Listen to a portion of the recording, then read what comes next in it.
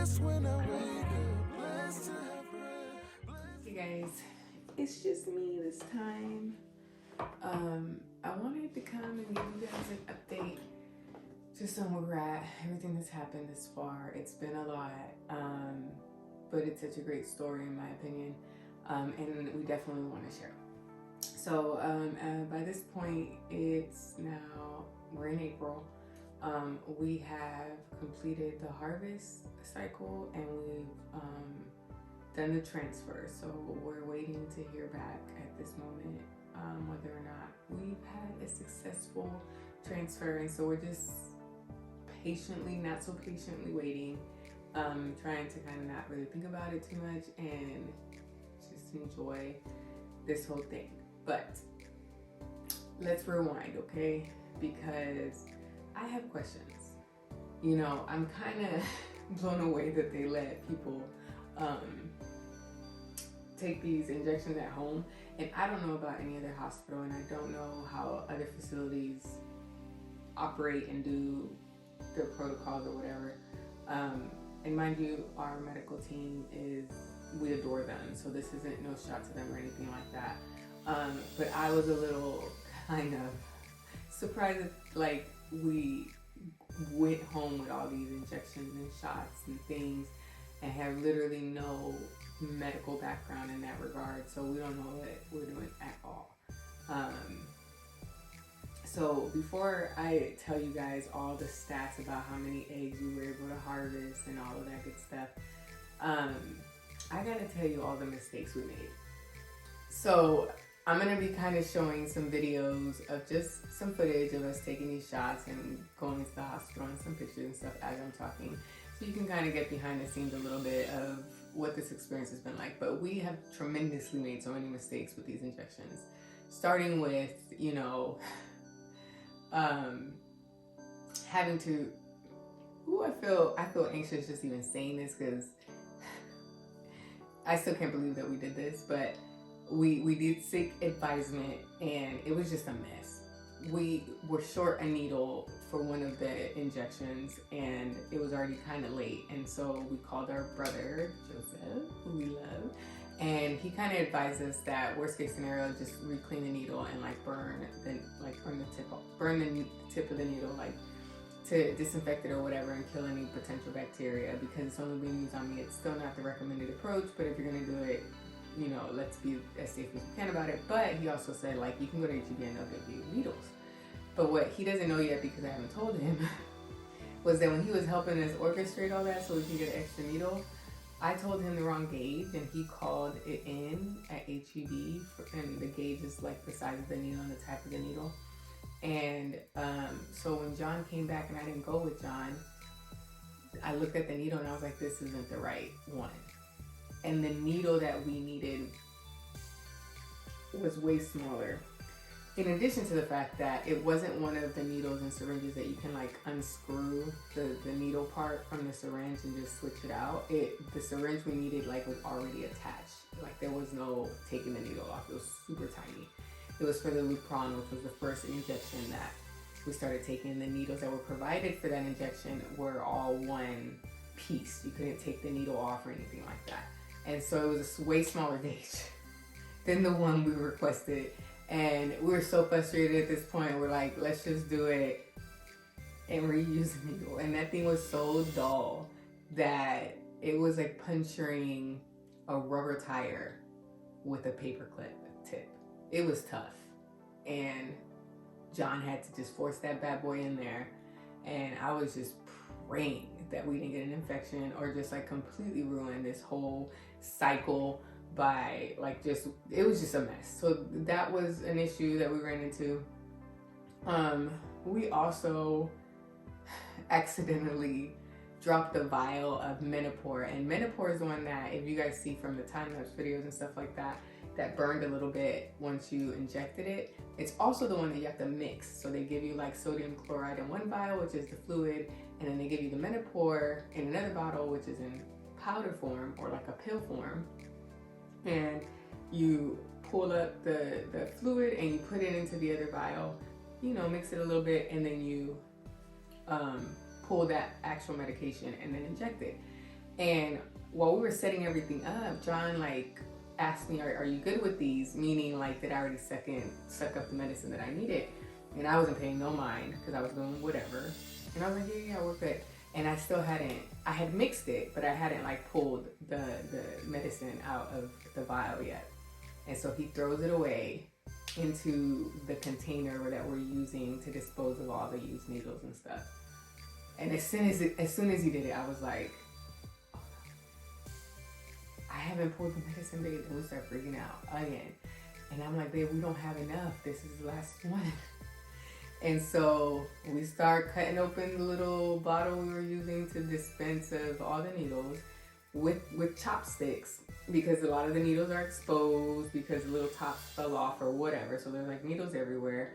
It's wet and all of the things. And so we're in there with chopsticks trying to find the vial of Menopur that still has the medicine in it.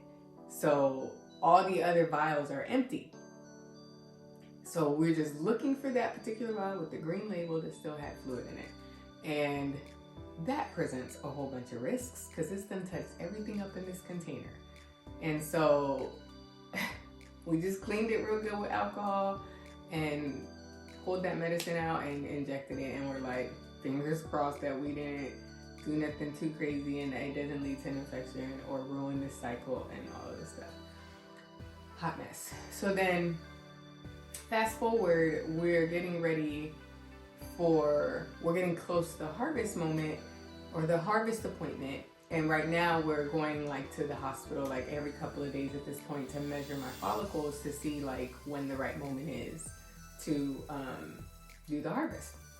There's a couple things that they take into factor, and mind you, I'm not an expert in the IVF process, so I may be saying things completely incorrect or even the wrong terminology, but just show me a little bit of grace because I barely know what I'm talking about.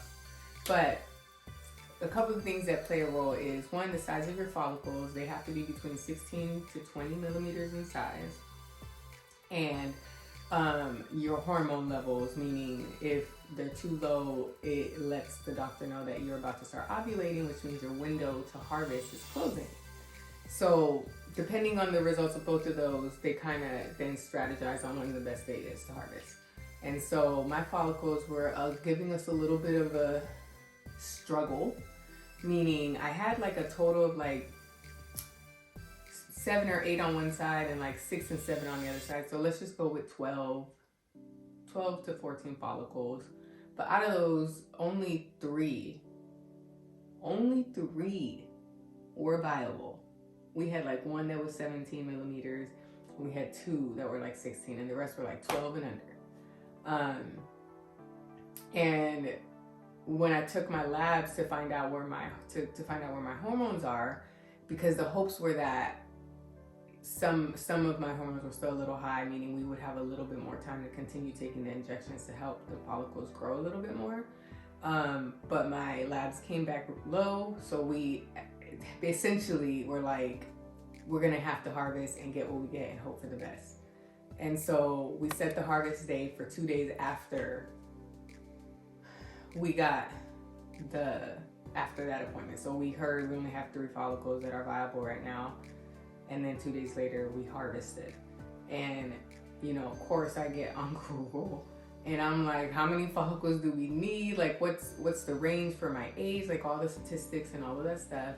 And for my age, statistically, anything between like 5 and 7 is pretty good. The younger you are, the higher the count and the higher the probability of viable eggs that can be pulled during harvest.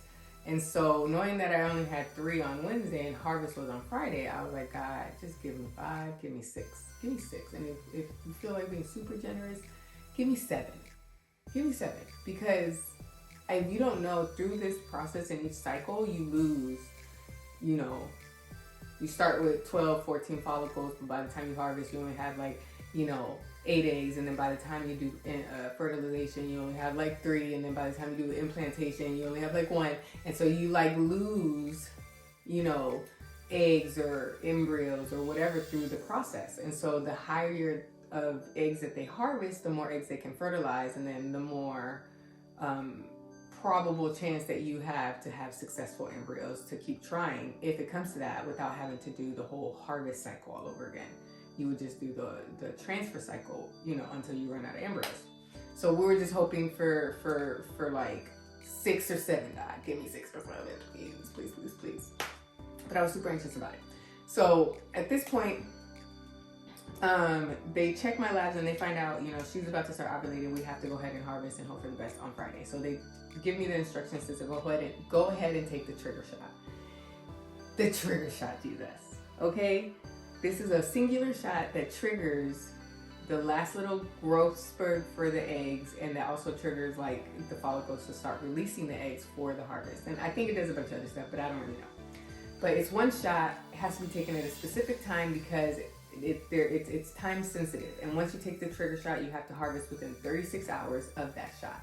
So they literally tell you need to take it at this time. No, not a second, not a minute earlier, not a minute later. And so the time slot they gave us was 9 o'clock, 9 p.m. So keep in mind, all the pharmacies are closed at this point. Also keep in mind that the place where we got our medication from, and the only place that Scott and White was prescribing all the medications for IVF, was the pharmacy in Temple. So it's closed because it's 9 p.m.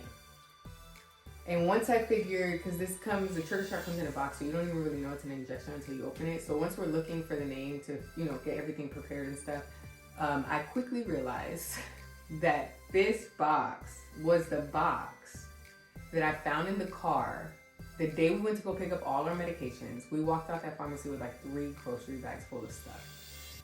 I mean, it was a pretty penny. Like, it cost a lot. This is like the out of pocket. This is after insurance. It was like $700. And like 3 big bags full of needles, injections, medication, just all kinds of stuff. And I guess when we put them in the back seat, we didn't like tie the bags, and I guess some of the stuff fell out. But I mean, I gathered everything back up, or I thought I did. But then fast forward, we pick up the medication like on a Tuesday or Wednesday. I can't remember what day it was. Fast forward to the Sunday, for you guys who go to Promised Land, this was the Sunday that Joseph opened up with Ministry Moment. And I believe Jonathan preached, like it was the March Madness sermon that he preached. So Mama Brewster was with us. We brought a friend and her kid with us. So we had a full van. So this, the only reason I found the medication in the car was because we had to pull back the seats in my Tahoe to let the kids sit on the 3rd row. And when I pull that seat back, I see the box. And I look at it because I'm like, what is that? And I see my name on it, see the date. And I'm like, is this my medication? But I don't remember talking about this medication. So I just bring it in. I'm a little freaked out because I know that medication is supposed to stay climatized for a lot of reasons. And I don't know how many times I've had conversations with Joseph where he's like telling me, oh, you left it in the car? That's not good. That's probably why it's not working. Or because we do missions trips and when we are like packing our medications and stuff like that, there were times where I stored like boxes of medicine in my garage, and when we were getting ready to like pack up or dispose of stuff that had expired, he's like, you left the box in the garage? And I was like, yeah. And I'm like, what? What's the problem? He's like, you can't leave meds. So I knew that leaving medication outside unclimatized is not okay. But I was just like, okay, I'm not sure what this is for, whatever. I bring it inside the house. I put it with all the other medicines on the counter. So then fast forward, we have to take this trigger shot at 9. I get the box. I find the name and quickly realize this is the medicine that was sitting in the car for like 3 days. And now I start freaking out because I'm just like, this is the trigger shot? This is the shot. Like, this is the one that counts. And it sat in the car for 3 days. But then on top of that, we realized that the box clearly states, keep refrigerated. And guess who did not put it in the refrigerator? This girl. It just sat on the counter at room temperature after sitting in the car for 3 days. And it's 9 p.m. So we can't go get another shot. Mind you, we realized this like minutes before 9 p.m.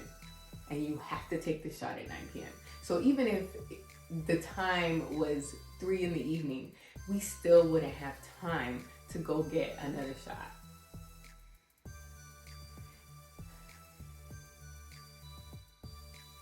It was a lot. It was a lot. And so I'm like super anxious. I'm emotional because I'm just like, babe, we done messed this up so much. You know, when we first were doing these injections, we were doing it from like up here, and Joseph kind of got us together and kind of gave us a little bit more instruction on how to properly give injections and all of that stuff. But we just messed up so much, which is expected because we don't know what the heck we're doing.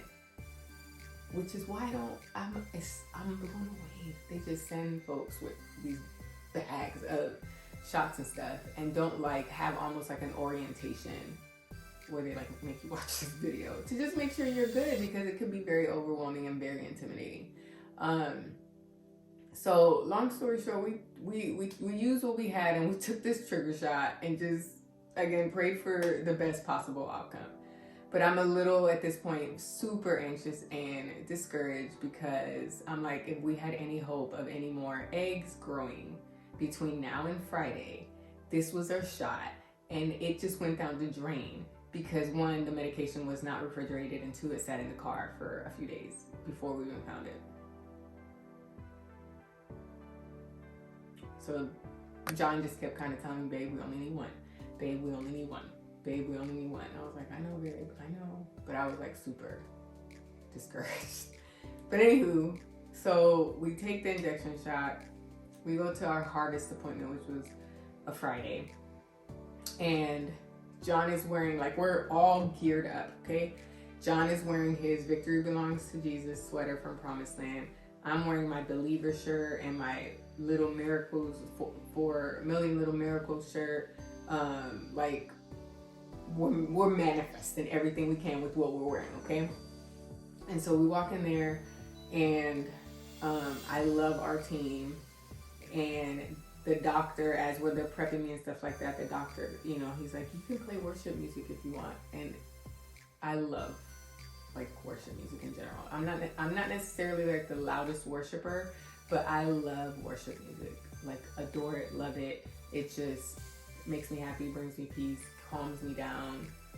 I love worship music.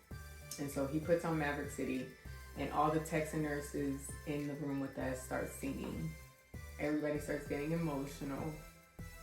I start crying my eyes out, and one of the nurses in there was like speaking life to us as the whole process was going on. And it was a very intimate, beautiful, sweet moment. Like, if I could put that whole 10 minutes or 15 minutes, however long it took, in like a picture frame that just played on repeat, like I would, because it was that special. And so we finished the transfer, and I'm just laying there, and he kind of covered me up, and he's like, okay, just lay there for a second, give yourself a moment. And everybody starts leaving, and they're going to go count to see how many eggs we got. Why did this doctor come back and tell us that he was able to harvest 11 eggs? 11. Now, mind you, at the beginning of this, he said, like, we're only going to harvest what's viable. So if it's not at least 16 millimeters in size, they're not even going to harvest it. They're only going to harvest what's viable. So they harvested 11 eggs, y'all. I had 3 2 days ago, and they harvest 11.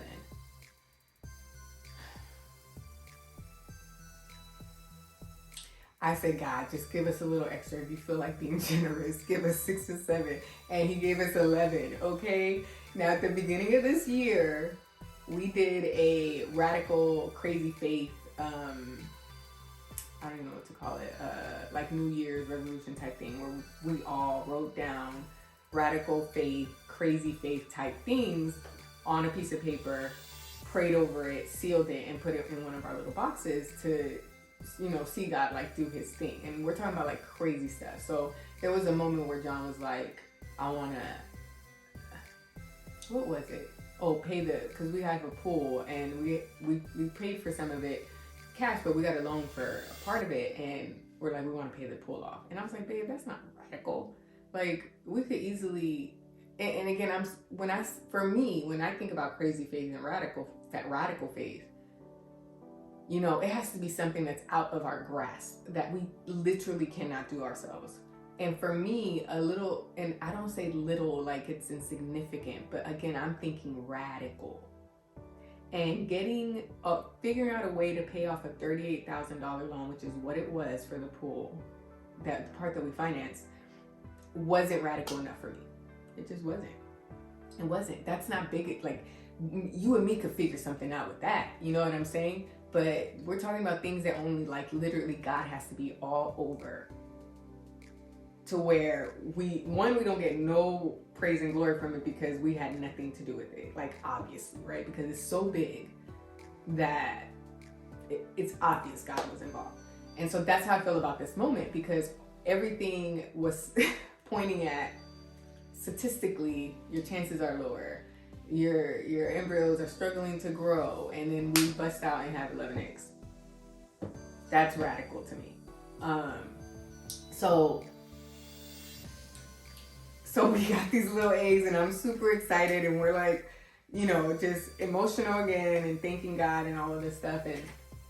And so we leave, and now we're just kind of waiting to hear how many of those, out of those 11, how many matured, and then how many fertilized and all of that. So we're waiting to get the statistics on what we're looking like when it comes time for transfer, to actually put the embryos inside my uterus. And within a day, they send us a message on my chart and let me know, hey, out of the 11 we harvested, 8 matured, and out of the 8, 7 fertilized, which is great. It's more than half, meaning we have 7 viable chances to have a baby. And I don't know if that counts as 7, because if you put 2 embryos inside every single time, it's really 3 chances. Or 4 if you put that last one in there anyway. But we still gotta wait, because we could still lose a couple in the next coming days before the transfer date. So they sent us another update. We still have 7 healthy babies. We haven't lost any of them. So all 7 eggs that were fertilized and maturing are still healthy, still going, still strong. So we go in to the transfer appointment, and this thing happened so quick. I felt like we were in there for like 2 minutes. They put the little embryos in there. They gave us this little picture, and this is for my mom, so that's why I still have it. But they gave us this little picture of our embryos, and I'm so extra, okay? And so I put them in a picture frame, because for me, this just represents one, crazy faith, and it also represents, for me, faith with works. Like, I'm so huge on, like, faith without works is dead.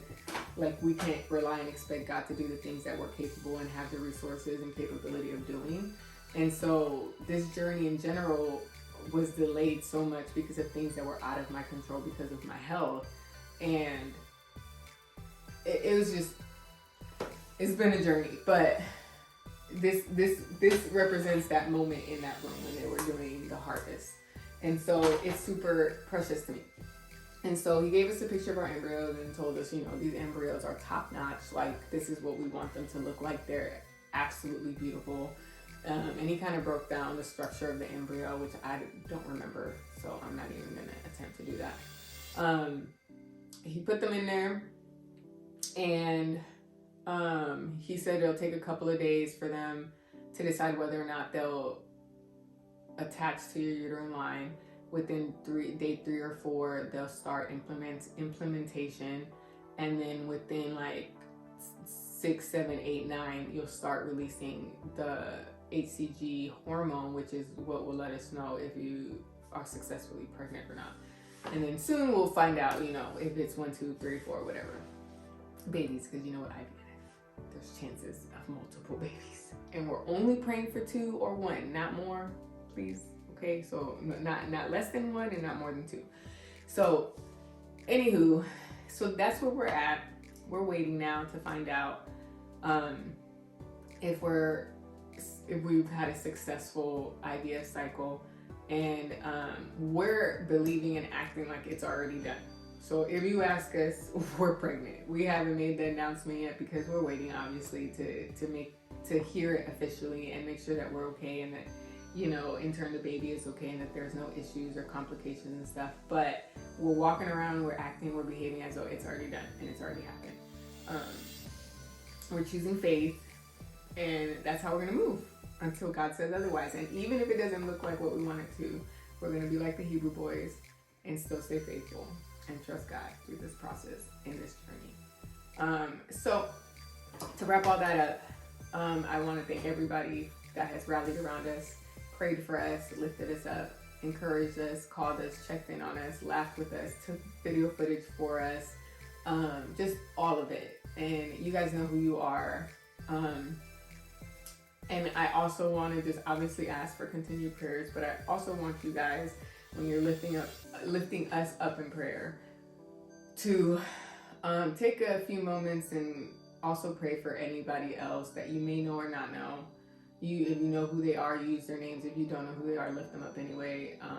Any families and women that are struggling with infertility or struggling to grow their family, I really want to focus some of our prayers on them as well. We've had such a really great experience with our journey, and I'm so thankful for it. That is what we prayed for, and God has answered that tenfold in my opinion so far.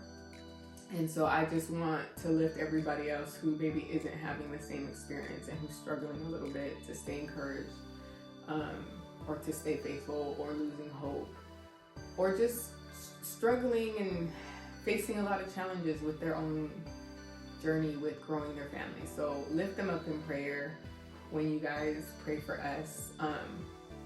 And overall, just thank you guys. We're so thankful. We feel y'all's prayers. We love you guys. And before I go, I do have something I want to kind of give for thanking you guys. I have this coaster set in the spirit of having babies. I make resin art, and one of the stuff I make is coasters. I do a lot of other stuff like wall art with resin and whatnot, but I also make shirts and clothes and all of that stuff. A little bit of everything. I like creating. So anywho, but I have these coasters. They're blue and pink in color, and trust me when I tell you, the video and the pictures don't do these bad boys any justice. But it comes with a set of 4 coasters. And then it comes with a coaster holder, and they have little gold flakes in there. I don't know if you can see that, but they're really pretty. So I'm giving these away. And I also have this bag that I left out there, so I can't show you, but I'll upload a picture of the bag over here to my left. But it's a blank bag. It's huge. It's like a soccer mom bag where you put like all the bats and stuff. It's really big. It's like off-white and like forest green. Don't know where it came from. It just showed up at our house with my name on it. So it was shipped to me, but I don't remember ordering it. So I don't know if it was like a gift or what happened, but it showed up. And so I figured I could use that to give away with this. I'll customize the bag though. So I can put whatever you want in the bag. Put your name, your kid's team's name, your church's name, whatever. I can put whatever you want in the bag, plus these coasters.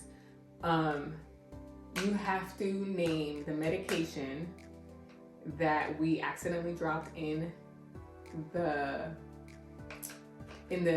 bottle where we were dispensing all of the needles. So you have to give us the name of that medication. You have to comment below, share and subscribe, and I'll put all those instructions in the description. But we'll do a giveaway and pull from the names probably in like a week or so. But again, I'll add more details on that. And then I will ship these or bring these to you guys depending on where you're at, and you will get this set of coasters plus a custom bag. So again, that's just a small thank you for the folks who've kind of been with us on this journey. Again, thank you guys. Thank you for watching, and stay tuned because more to come soon. Thank you guys.